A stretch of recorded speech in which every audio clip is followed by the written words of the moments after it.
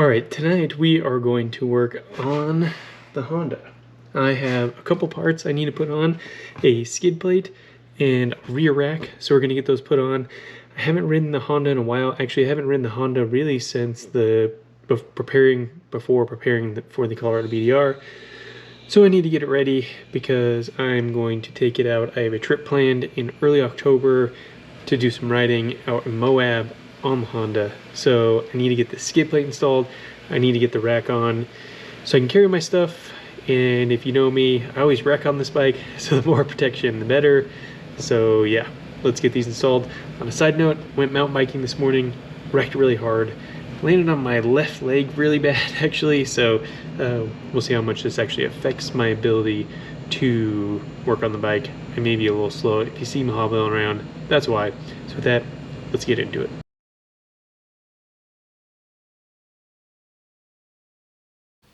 Alright, so we're adding some more mods to the Honda CRF450RL.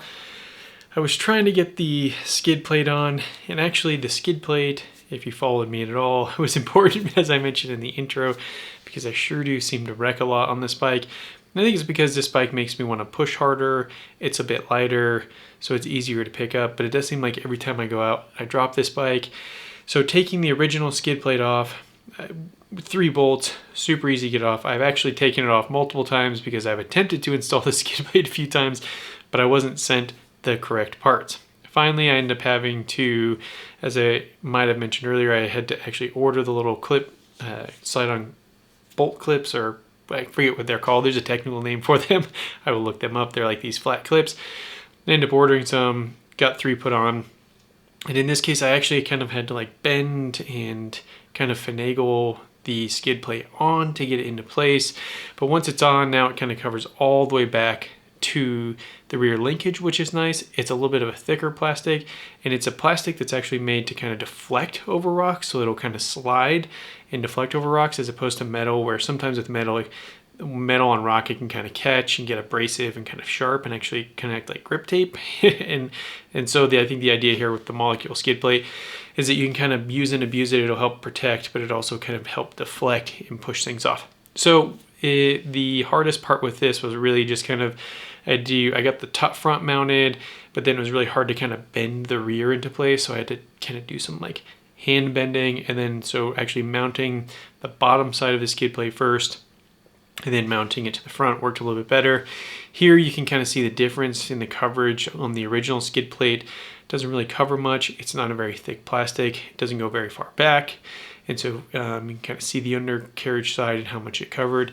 And now with the new skid plate, we get a lot more coverage, which for me, more protection is always a good thing. The second piece is that the second thing I was working on, and it didn't, spoiler alert, it didn't work out correctly, and was this rear rack. So I spent a lot of time just trying to figure out the bolt configuration to get the bolts lined up right. I wasn't sent the proper bolts, or maybe this is made for a different model. Caveat, this is the one part that I ordered off of Amazon. Most things I've gotten directly from like quality manufacturers, and rarely do I go to the Amazon catalog for motorcycle parts.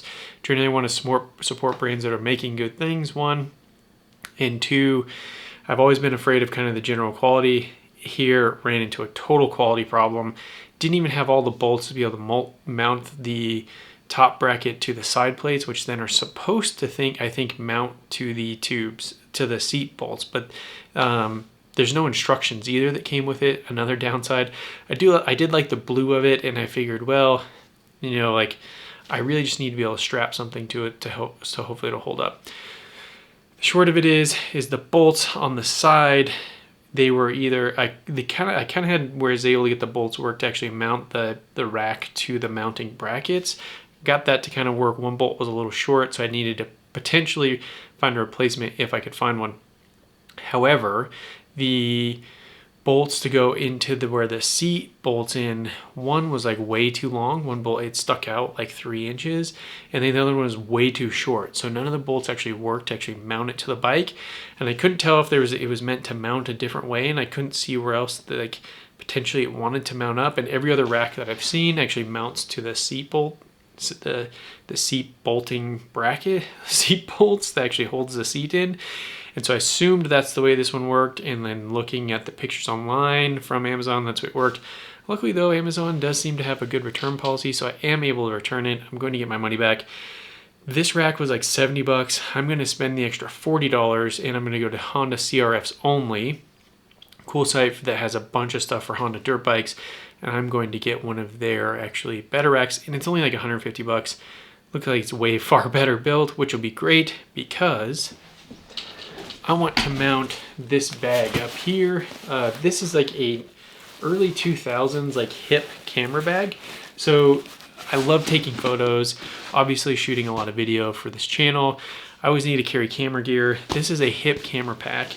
And it also, if you saw from my Colorado BDR videos, it also can carry a camelback in it to get water and all that stuff, which is also a bonus. And actually I purchased this bag because earlier this year, I went on a ski trip to Japan with a buddy, and he is a good friend of mine that we always go backcountry skiing together. We shoot a lot of photos and just have a lot of fun, just kind of like enjoying being creative and taking photos because we both love photography. And he was actually like, oh, I found this cool hip pack to make it easier on the small Japanese chairlifts because he has been to Japan before and skied there. And so I also went on to eBay and I picked up this thing for like 30 bucks. Little did I know it was going to be the ultimate kind of rear bag for my adventure bike. This thing was awesome on the Colorado BDR.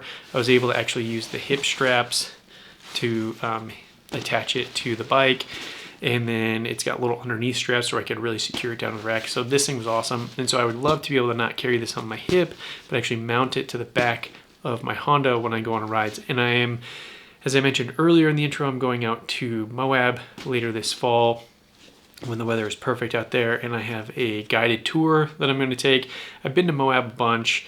There are a bunch of trails I could go to. Moab is only, hour and a half if you take the kind of the more direct route. So it's not that far. It's pretty easy to day trip, but we are actually going to stay for the weekend. We're staying at like a new RV park they have there, and then going to take a guided trip. I really enjoyed the guided trip with the Colorado BDR group. So I'm going to try a guided trip in Moab because I figured they can take me on a trail that should have super cool views, be really fun, and then I won't be trying to find one, and I'll be with people, which I think is important. And yeah, so I really enjoyed the whole guided tour thing. And this one isn't terribly expensive. It's like a couple $100 for the day to have kind of a private guided tour. So I'll film that, take you along there. But my rack didn't work out, so I got to get a new one because I want to carry my pack on the back and not have to worry about it and just have it on the back of the bike. So I got to get a new rack. So the rack was a total fail. And if you've made it this far, please make sure to subscribe, hit the notification bell, all the YouTube stuff. It is free. Leave a comment below as to why you think my Honda is stupid, why you think my mods are terrible, why I shouldn't even think about putting a rack on, why you think these are the worst videos in the world. In fact, leave those comments below. Thank you to everybody that has subscribed. Like I mentioned before, we finally reached 1,000 subscribers, so that means the channel is finally monetized. And to be completely transparent, I was guessing I might make about 20 bucks a month, and then after the government takes theirs, I might make 10. But in like a week, because you guys have been watching so many videos, we made like $15. So that means after the government takes their share, because the government's got to get theirs, we've got like $7. So we can buy definitely a good cup of coffee at a good coffee shop. So thank you for everybody for the support. So I can buy that cup of coffee to keep working and editing these videos. So until next time, stay safe out there.